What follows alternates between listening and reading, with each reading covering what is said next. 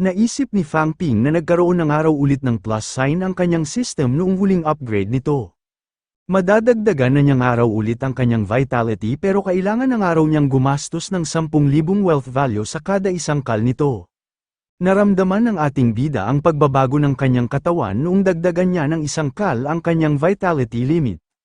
10 beses man daw ang inilaki ng kailangan niyang magastos pero iba ng araw ngayon ang epekto nito. Kapag pinapataas niyang araw noon ang limit ng kanyang vitality ay hindi ito halos kinakaya ng kanyang katawan. Pero ngayon nga raw ay nakakayanan na niya ito at nadadagdagan din ito ang kanyang lakas. Naisip ni Fang Ping na kapag patuloy niya raw na pinataas ang kanyang vitality limit ay patuloy rin daw nalalakas ang kanyang katawan. Marahil nga raw ay makakayanan na niyang makipagsabayan sa mga rank 6 martial artist kahit na hindi pa niya napapatibay ang kanyang mga internal organs. Nahinto ang kasiyahan ng ating bida noong maalala niya na nagkakaroon nga raw pala ng limitasyon ang kanyang system. Kapag naisagad ng araw niya sa limit ang kanyang vitality ay gusto nga raw niyang malaman kung maaari rin ba niyang dagdagan ang kanyang mental strength. Noong huling beses nga raw na dinagdagan niya ng 1 Hz ang kanyang mental strength ay panandalian siyang nawalan ng memorya. Nag-aalala si Fang Ping na kibuin ang kanyang mental strength lalo na't konektado ito sa kanyang utak. Tumunog ang telepono ng ating bida noong makatanggap ito ng isang mensahe. Naalala ni Fang Ping na ngayon nga raw pala darating ang kinita niya mula sa video ng laban nila ni Ling Yi. Hindi makapaniwala ang ating bida noong makita nito na 1,000,000 lang ang kabahagi na kanyang natanggap. Tinawagan ni Fang Ping si Liu Dali pero hindi na niya ito makontak. Nainis ang ating bida dahil mukhang iniisip nga raw ni Liu Dali na matatakbuhan siya nito. Tinawagan naman ni Fang Ping ang customer service ng platform na pinaglagyan nila ng video. Nagpakilala ang ating bida at itinanong kung magkano ba raw ang kinita ng huli niyang video. Pagkabigay ni Fang Ping ng ilang mga detalye ay sinagot na rin ito ng tao na nasa kabilang telepono. Sinabi ng customer service na 6 million daw ang kinita ng huling video ng ating bida, at 20 million daw ang total ng pera na natanggap ni Liu Dali. Napagtanto ni Fang Ping na napakalaki nga raw pala ng kanilang kinita pero binigyan nga lang daw siya ni Liu Dali ng 7.5 million. May usapan nga raw sila na 80% ang mapupunta sa kanya pero wala nga raw silang pinirmahan na kontrata. Naisip ni Fang Ping na mukhang balak nga raw talaga ni Liu Dali na itakbo ang kanyang pera. Malamang nga raw ay gagamitin nito ang ninakaw nitong pera para makapag-breakthrough sa pagiging isang advanced rank 3, at kapag nangyari nga raw yun ay mapapatawag ito sa loob ng catacombs. Manalangin na nga lang daw si Liu Dali na sana ay hindi niya ito makasalubong sa catacombs. Bumili si Liu Dali ng 4 na bone forging pills, 2 internal organ protection pill at 3 rank 3 vitality pills. Natuwa siya dahil halos magiging kasing lakas ng araw niya si Fang Ping kapag nakapag-breakthrough na siya sa pagiging isang advanced rank 3 martial artist. Naisip niya rin na sana ng araw pala ay itinabi na lang niya ang 1,000,000 na ipinadala niya sa ating bida. Bumisita si Fang Ping sa Governor General ng Nanjing Province. Napansin ni Grandmaster Zhang Dingnan na napag-iisa ng araw ng ating bida ang vitality at mental strength nito, mukhang natagpuan ng araw nito ang landas sa pagiging isang Grandmaster.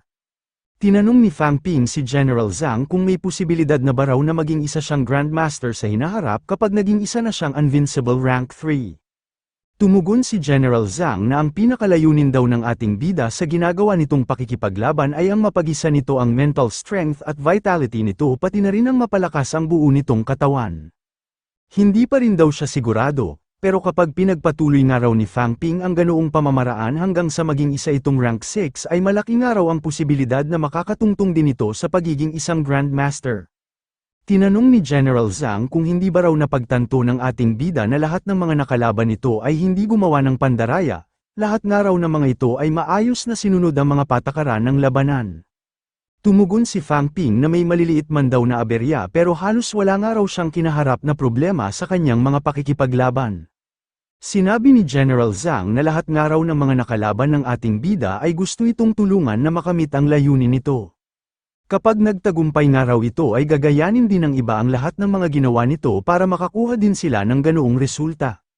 Binanggit din ni General Zhang na sa katunayan nga raw niyan ay ganoon rin ang paraan na ginawa noon ng teaching advisor ng ating bida, nagkaroon nga lang daw ito ng problema sa psychological barrier nito. Tinanong ni Fang Ping kung para saan pangaraw ang paggaya sa kanya ng iba kung siya rin lang ang magiging pinakamalakas. Sumagot si Zhang Dingnan nang hindi man daw ng mga ito malampasan ang ating bida pero nakahanap pa rin daw ang mga ito ng mabisang paraan para makapagpalakas. At kahit mabigo man daw ang mga ito ay magagawa pa rin daw ng mga itong magpatuloy hanggat mayroon ang mga itong determinasyon. Tinanong ni Fang Ping kung may pag-asa pa rin daw ba si Advisor Lu Fengro na maging isang Grandmaster kapag nagawa nitong malampasan ang psychological barrier nito at kapag nagkaroon na ito ng motibasyon. Sumagot si General Zhang nang napakalaki pa nga rin daw ng tsansa nito na maging isang Grandmaster. Tinanong ni Zhang Dingnan ng ating bida kung alam ba raw nito kung bakit isinali ni Bairu Oxy kay Lu Fengro ang pagtuturo kay Chen Yangxi. Sumagot si Fang Ping nang sa pagkakaalam niya nga raw ay ginawa ito ni Bairu Oxy nang dahil sa nagtamo ito ng malaking pinsala. Sinabi ni General Zhang na hindi raw yun basta-basta gagawin ni Bairu Oxy lalo na't apo si Chen Yangxi ni Grandmaster Chen Yaoting. Kung hindi nga raw siya nagkakamali ay nakarating nga raw sa kanya na kaya yun ginawa ni Bairu Oxy ay nang dahil sa utos ito ni Huang Jing. Tinanong ni Fang Ping kung ano naman daw ang kinalaman doon ng kanilang din. Pinaliwanag ni General Zhang na halos kagaya nga raw ni Chen Yangxi ang pumanaw na anak ni Lu Fengro, parehas nga raw ang mga ito ng ugali at parehas din ang mga itong nagmula sa pamilya ng mga martial artist. Ipinasaling nga raw ni Huang Jing si Chen Yangxi sa ilalim ni Lu Fengro para malampasan na nito ang sama ng loob na kinikimkim nito. Kailangan na nga raw nitong matanggap ang pagkamatay ng anak nito dahil ganoon naman daw talaga ang realidad ng mga gaya nilang martial artist. Sinabi ni Fang Ping na nabanggit nga raw sa kanya ni Advisor Lu Fengro na lahat nga raw ng mga Grandmaster ng kanilang universidad ay ayaw siyang hayaan na makapag-breakthrough. Tumugon si General Zhang nang hindi naman daw ang mga ito pare-pareho. Lahat nga raw ng mga ito ay may kanya-kanyang paniniwala. Sinabi ni Zhang Dingnan na pumanaw na nga raw si Grandmaster Yuren kaya 3 na lang ang natitirang Grandmaster sa Magic University.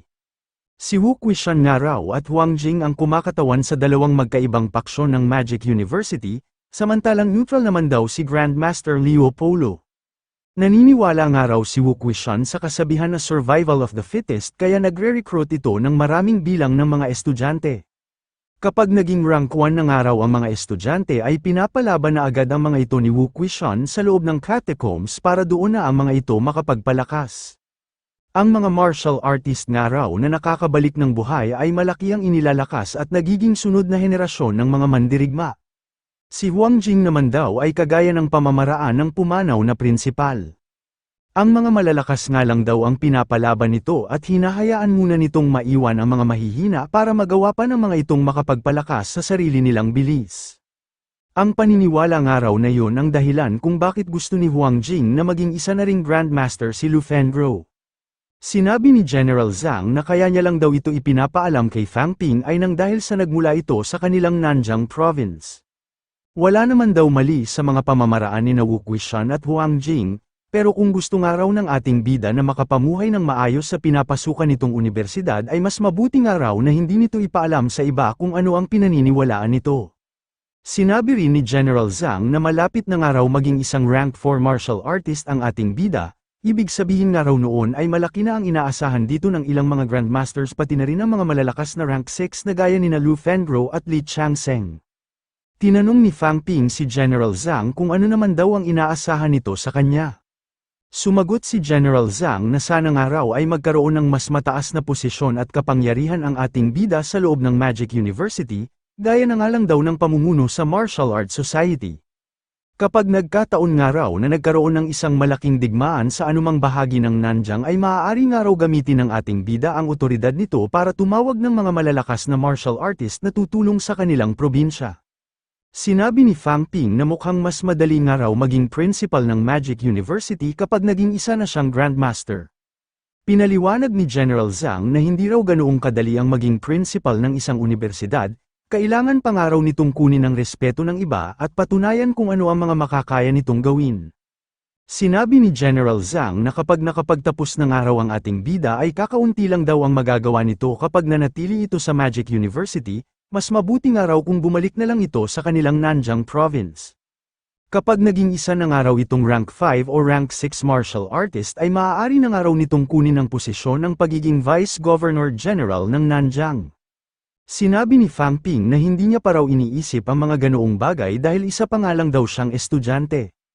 Natawa si General Zhang dahil totoo nga raw ang sinabi ng ating bida, masyado pa nga raw maaga para pag-usapan nila ang mga ganoong bagay.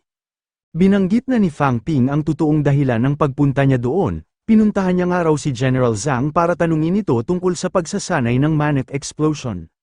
Sinabihan ni General Zhang ang ating bida nang lumayo pa raw ito ng kaunti sa kanya. Nilagyan ni Zhang Dingnan ng malaking halaga ng vitality ang dulo ng isa niyang kamay, at itinapat niya ito sa direksyon kung saan nakatayo ang ating bida. Nagulat si Fang Ping noong mapagtanto nito na nasa harap na niya mismo si General Zhang. Sinabi ni Zhang Dingnan na ganoon nga raw ang tamang paggamit ng unity ng vitality at mental strength, tinanong niya ang ating bida kung ano raw ang naramdaman nito. Tumugon si Fang Ping na naramdaman niya nga raw na parang wala na siyang ibang matatakbuhan. Sinabi ni General Zhang na kung nasa loob nga raw sila ng totoong laban ay namatay na nga raw ngayon ang ating bida. Ang mga low-ranked martial artist nga raw ay kalimitan na may mga depekto pa ang ginagamit na ultimate moves.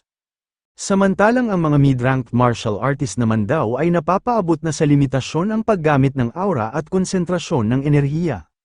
Sinabi ni General Zhang na mahihina pa nga lang daw ang mga rank 4 na napatay ng ating bida sa loob ng catacombs. Halos may hahalintulad pa nga lang daw ang mga ito sa mga low-ranked martial artist ng kanilang mundo. Ang mga malalakas nga raw na rank 4 ay nagagawa ng pumatay gamit lamang ang isang pag-atake. Sinabi ni Fang Ping na parang kakaunti lang naman daw ang nakakaharap niya na malalakas na catacombs martial artist. Pinaliwanag ni General Zhang na kalimitan nga raw na nagsasanay ang mga malalakas na catacombs martial artist sa malalim na bahagi ng catacombs. Saka pa lang daw ang mga ito makakaharap ng ating bida kapag napadpad na ito sa mga ganoong lugar. Naisip ni Fang Ping na may layo nga raw na 5,000 kilometro ang silangan at kanluran ng Magic City Catacombs at 2,000 kilometro naman daw ang layo ng Hilaga at Timog. Nakatagpo na nga raw siya ng isang rank 7 monster sa kagubatan na malapit sa kampo ng Hope City, gaano pa nga raw kaya kalakas ang mga martial artist at halimaw na naninirahan sa malalim na bahagi ng catacombs. Sinabi ni Fang Ping na may isa pa nga raw siyang itatanong, tinanong niya si General Zhang kung ano raw ang kahulugan ng Nayagukali. Nagtaka si Fang Ping noong tanungin siya ni General Zhang kung saan niya nga raw ito narinig. Pinaliwanag ni General Zhang na ang catacombs words daw na binanggit ng ating bida ay nangangahulugan ng pagmamakaawa sa kalaban para hindi ka nito patayin. Kumbaga tinatanggap mo na nga raw na isa kang mahina at malakas ang iyong kalaban kaya nagmamakaawa ka na dito. Binanggit ni Zhang Dingnan na hindi naman daw ito masyadong sinasabi ng mga catacombs martial artist. Pero maaari nga raw itong gumana sa mga catacombs martial artist lalo na't sumusunod ang mga ito sa Code of Honor na hindi dapat labanan ng mga malalakas ang mga mas mahihina sa kanila. Nainis si Fang Ping kay Teacher Lee dahil ito nga raw ang nagturo sa kanya ng ganoong kataga, yun raw pala ang dahilan kung bakit pinagtatawanan siya ng mga catacombs martial artist sa tuwing sinasabi niya ito. Naiintindihan niya naman daw kung bakit ganoong kataga ang itinuro nito sa kanya, pero masyado nga raw itong nakakahiya. Mabuti na nga lang daw at napatay niya naman ang lahat ng mga rank 3, rank 4 at rank 5 na napagsabihan niya nito. Pinayuhan ni General Zhang ang ating bida nang wag na nga raw itong mag-alinlangan kahit na ano pa ang sabihin ng mga catacombs martial artist. Patayin na nga lang daw ang mga ito ng ating bida dahil nararapat nga lang daw ang mga itong mamatay. Tumugon naman si Fang Ping nang ganoon nga raw ang kanyang gagawin, nagpasalamat din ang ating bida sa lahat ng payo na ibinigay sa kanya ni General Zhang. Tinanong ni Wang Jinyang ang lumabas nating bida kung kamusta raw ang naging pagbisita nito. Sumagot si Fang Ping nang mukhang may naiisip na nga raw siyang paraan na makatutulong sa kanya para mapag-isa niya ang kanyang 7 consecutive slashes. Habang nasa biyahe ay tinanong ni Fang Ping si Wang Jinyang kung may alam ba raw ito tungkol sa e-commerce platform ng Magic University. Tumugon si Wang Jinyang nang narinig nga raw niya na nakakabili doon ng mga pills at nakakahiram ng mga academic points. Nagtanong si Wang Jinyang sa ating bida kung bakit daw siya nito natanong sa ganoong bagay. Tinanong ni Fang Ping si Wang Jinyang kung interesado ba raw ang Nanjing University sa ganoong platform. Mas makakatipid nga raw ang mga ito sa labor cost at mas magkakaroon ng motibasyon ang mga estudyante ng mga ito. Tumugon si Wang Jinyang nang hindi nga raw sila makakapagpahiram ng points dahil wala nga raw silang resources na kasing dami ng sa Magic University. Sinabi ni Fang Ping na hindi pa nga raw nito kailangang problemahin ngayon ang loaning system. Tinanong niya nga lang daw ito dahil plano niya nga raw mag-develop ng isang open platform para sa lahat ng mga eskwelahan ng kanilang bansa, at balak niya nga raw itong simulan sa Nanjing University. Sinabi ni Fang Ping na wala nga raw energy room sa Nanjing University at wala rin ang mga itong malaking vitality pool na gaya ng sa Magic University. May kakulangan rin daw ang mga ito sa tactics department at ang mga battle technique nga raw ng mga ito ay kalimitan na nanggaling din lang sa mga alumni. Sinabi ni Fang Ping na sa sitwasyon nga raw nila ngayon ay mas mabuti na magtulungan ang lahat ng mga martial arts school kaysa sa maglaban-laban ang mga ito. Tinanong ni Wang Jinyang kung ang ibig sabihin nga ba raw ng ating bida ay magkakaroon ng access ang Nanjing University sa mga resources at facilities ng Magic University kapag ginamit nila ang platform na binabanggit nito. Tumugon si Fang Ping nang ganoon nga raw mismo ang binabalak niyang mangyari. Sinabi ni Wang Jinyang na napaka-imposible nga raw nito. Alam niya nga raw na lumalapit na sa kanila ang kanilang mga kalaban pero hindi pa rin daw maiiwasan na magdamot ang iba. Ang mga resources at superior facilities nga raw ang pinakadahilan kung bakit nakilala bilang isang elite school ang Magic University, bakit naman daw papayag ang Magic University na pakinabangan ito ng mga taong tagalabas. Sinabi ni Fang Ping na hindi naman daw nila kailangang mapahina ang ibang eskwelahan dahil ang susi raw sa pagpapanatili ng impluwensya at estado ng isang elite school ay ang pagiging pinakamalakas sa lahat ng mga malalakas. Wala pa nga raw siyang otoridad ngayon sa Magic University pero malapit na nga raw siyang magkaroon. Patuloy nga raw ang kanyang paglakas kaya ibig sabihin noon ay lumalaki na rin ang kanyang impluwensya. Sinisimulan na nga raw niya ito sa pagtatayo ng isang magandang platform. Ang kailangan na nga lang daw nila ngayon ay ang gumawa ng pundasyon para maipagpatuloy ito. Tinanong ni Wang Jinyang kung sino raw ang mamamahala sa platform na balak itayo ng ating bida. Tumugon si Fang Ping na ang kanyang Yuan Fang Company nga raw ang mag-aasikaso sa platform development at sa operasyon nito. Mas madali nga raw nila itong mapapatupad kapag may nakahanda na agad silang plano. Sinabi ni Wang Jinyang na hindi nga raw papayag ang Nanjing University na pamahalaan ng tagalabas ang gagamitin nilang platform. Kapag pumayag nga raw sila ay kailangan nilang ipakita ang lahat ng mga impormasyon ng kanilang mga estudyante pati na rin ang progreso ng pagsasanay ng mga ito. Binanggit ni Fang Ping na independent daw ang kanyang kumpanya at wala raw itong kaugnayan sa Magic University. Sinabi ni Wang Jinyang na kahit nga raw totoo ang sinasabi ng ating bida ay mahirap nga raw itong ipaliwanag sa iba. Tinanong ni Fang Ping si Wang Jinyang kung mayroon ba raw itong suhestyon. Tumugon si Wang Jinyang nang sa palagay niya raw ay mas mabuti na ang Nanjing University na lang ang magtayo ng platform at ang Department of Education naman ang magkokontrol nito. Naisip ng ating bida na ano pa nga raw ang saysay ng kanyang pagtulong kung wala rin pala siyang mapapala. Sinabi ni Fang Ping na may posibilidad daw na maging bias ang Department of Education at paboran lang nito ang mga kilalang universidad gaya ng Magic University at Capital University. Mas lalo daw itong magiging komplikado kapag nasangkot na rin doon ang ilang mga Grandmaster. Sinabi ni Fang Ping na hindi nga raw ang mga ito masyadong makikialam kapag nakita nila na isa lang estudyante ang nagbubukas ng ganoong platform. Tinanong ni Fang Ping si Wang Jinyang kung bakit hindi nga raw muna nito subukan ang nabanggit niyang plano. Hindi rin naman daw nito kailangang mag-alala sa mga impormasyon ng mga estudyante ng Nanjing University. Wala naman daw ang mga itong itatago dahil kilala na nga raw ng publiko ang mga mid-ranked martial artist ng mga ito. Pumayag na rin si Wang Jinyang na makipagtulungan sa ating bida.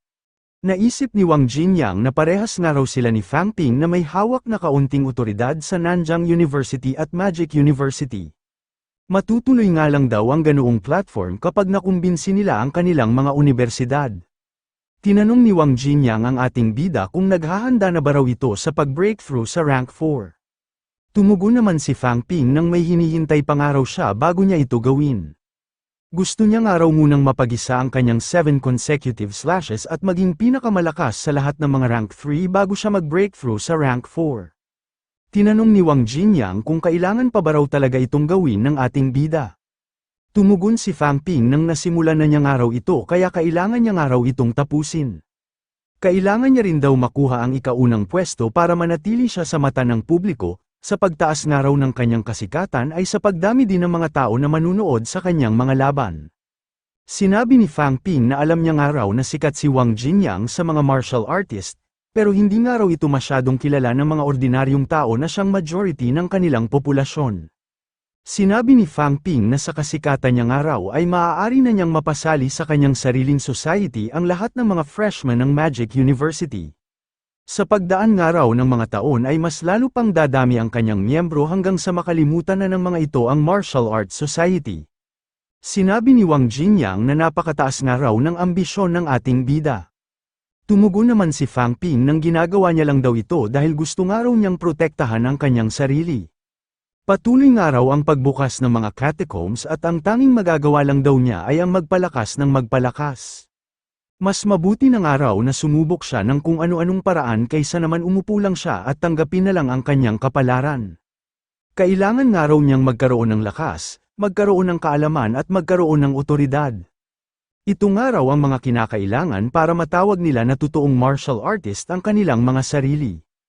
Tinanong ni Fang Ping si Wang Jinyang kung hindi ba raw sila pagtatawanan ng iba kapag napakinig ng mga ito ang kanilang mga pinag-uusapan kahit na hindi pa naman sila mga high-ranked martial artist. Sinabi ni Wang Jinyang na ayos nga lang daw yon dahil parehas naman daw silang magiging isang grandmaster.